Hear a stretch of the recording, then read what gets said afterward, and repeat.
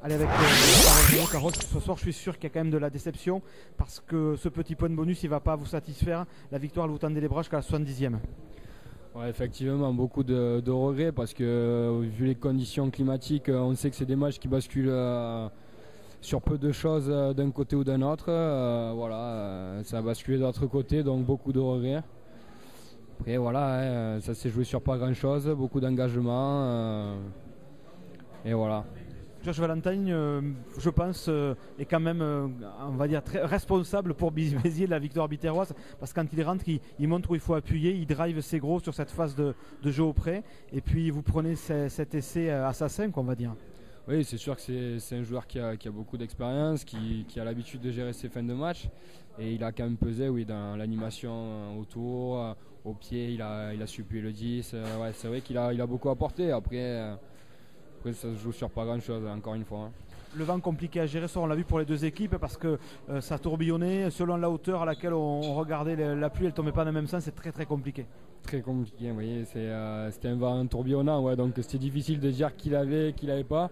Je pense que ça a été un handicap pour les deux équipes à certains moments, donc difficile à cerner ce vent. Cela dit, 70 minutes, vous faites un match plutôt bon, voire très bon à l'extérieur. Vous avez réussi, notamment en début de deuxième mi-temps, à prendre le score, à reprendre le score, à occuper. Donc il y a quand même des choses qu'on va garder dans qui a été produit ce soir. Bien sûr qu'il y a des choses à garder. On a fait preuve de pragmatisme, c'est très important à l'extérieur. Donc c'est pour ça que mi-temps, score de parité.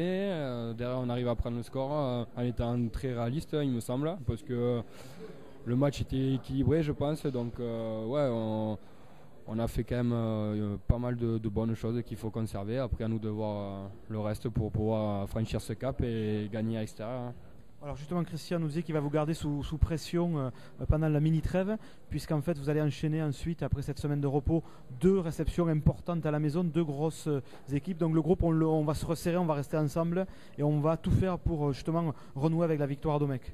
Oui, voilà, on va rester serré, on va continuer à bosser. On va essayer de garder beaucoup de